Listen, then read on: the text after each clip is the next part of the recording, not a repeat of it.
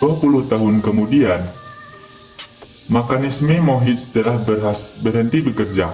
Di atasnya dibangun sebuah tambang oleh seorang tiran Mo Seukin.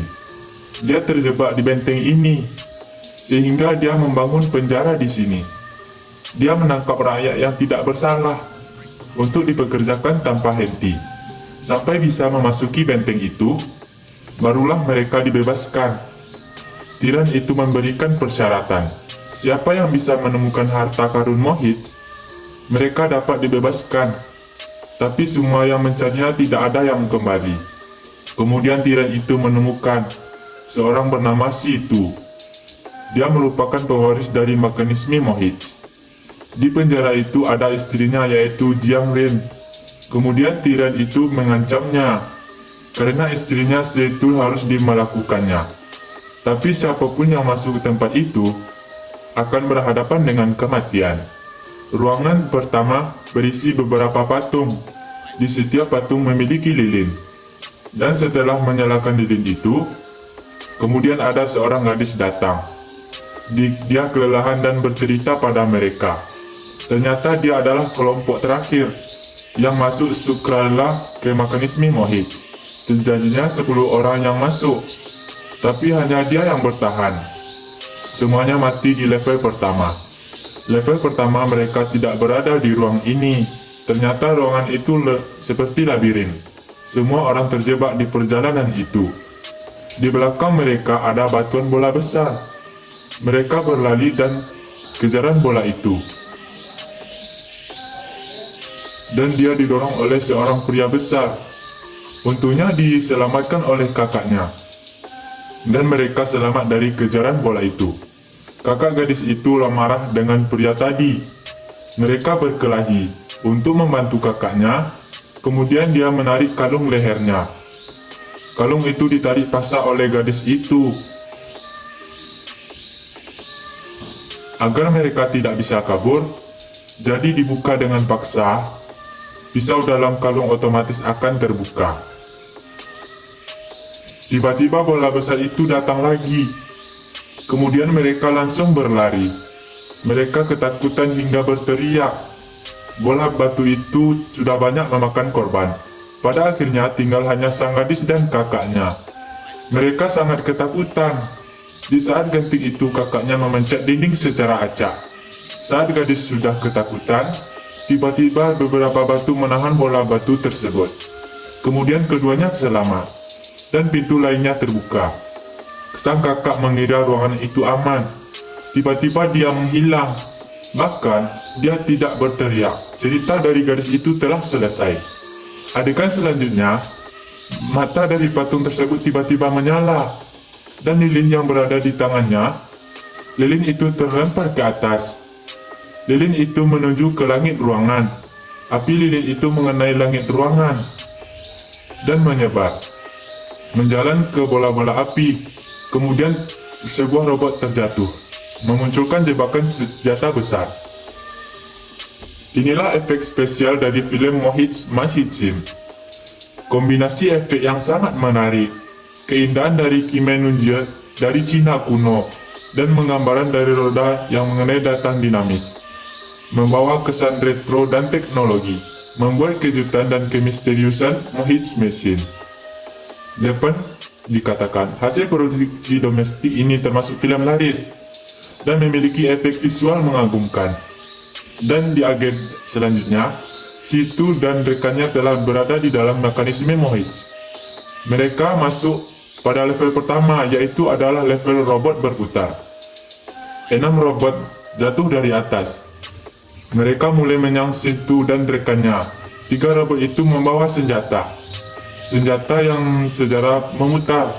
3 robot lainnya juga memiliki senjata yang panjang. Senjata itu bergerak cepat. Mereka mencoba melawannya, tapi manusia tidak bisa mengalahkan robot.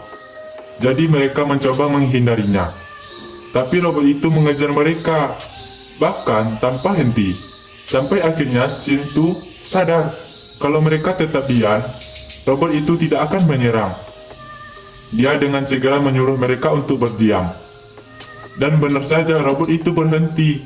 Kemudian, Sintu mulai untuk berpikir tentang operasi mekanisme robot ini. Ternyata saat mereka menginjak lantai, akan berefek pada tali di bawahnya, yang berhubungan pada mesin di atas. Dan tali itu menjulur kepada robot, sehingga dapat mengontrol robot itu. Pengoperasian roda gigi di bawah hingga ke atas, mengandalkan pengaturan strategi yang begitu rumit namun halus. Menyadari cara gerak dari senjata itu adalah mekanik mengagumkan dari benteng Mohits. Kemudian ahli pedang dalam timnya, dia melempar senjatanya. Pedang itu berputar di udara, memotong semua tali robot itu. Semua robot sekarang berhenti menyerang. Mereka telah mengusai level pertama. Level kedua dari mekanisme Mohits. Level ini berkaitan dengan zodiak Cina. Dia di tempat yang besar. Di situ ada pilar besar di tengah. Juga ada patung zodiak Cina yang besar. Mereka juga dikelilingi magma, sehingga mereka harus berhati-hati. Tiba-tiba roda gigi itu bergerak, kemudian mengeluarkan angin kencang, menyeret semua dengan sekejap. Semua orang menjadi berterbangan, sehingga susah untuk bergerak. Dan hanya 2 orang yang menahan mereka. Mereka mencari cara untuk menghentikan. Di saat yang genting ini, Sintu melihat ke arah dinding. Dia melihat lubang kecil di dinding. Perlahan dia memecahkan masalah itu. Lubang kecil itu adalah fasilitas hisap, dan mereka terhubung dengan roda gigi. Di bawahnya adalah kipas. Jadi Sintu mengangkat panahnya, mengarahkan pada lubang itu, dan menembaknya. Kemudian panah itu masuk ke roda gigi di dalamnya, yang menggerakkan semuanya, sehingga panah itu menghentikan kipas tersebut. Mereka telah menyelesaikan level ini. Level ini sangat berbahaya. Ada sebuah kayu besar di tengah dan berputar dengan cepat. Untuk melewatinya, sangat sulit jika menggunakan kaki. Ini sangat susah untuk menang. Sintu adalah keturunan Mohits. Dia membuka tas bawahannya, mengambil beberapa barang dan merangkainya. Dan sebuah sepatu roda telah jadi. Dia meminta bantuan rekannya. Kemudian mereka melempar tali ke kayu itu, dan mereka meluncur. Untuk menyeberang, mereka mengambil kesempatan untuk menyelamatkan diri dan bekerja sama. Akhirnya level ini juga berhasil. Di level selanjutnya, tidak ada dapat apa-apa, hanya sebuah karya seni. Anehnya adalah, ada seorang wanita sedang duduk di batu. Dia memainkan sebuah musik yang merdu. Kemudian ada beberapa wanita lainnya. Mereka menari dan melayang-layang. Mereka semakin mendekat. Bahkan Sintu tidak bisa menghindar. Mereka terjatuh dalam halusinasi. Sintu mengingat ingatannya tentang istrinya yang berada di dalam kematian dan disiksa oleh tiran. Dengan diikat dalam tangki berisi air, dan air itu akan menenggelamkannya. Semua orang berbeda dalam kesakitannya. Mereka mengingat segala rasa sakit yang mereka rasakan. Namun hanya peramal yang bisa sadar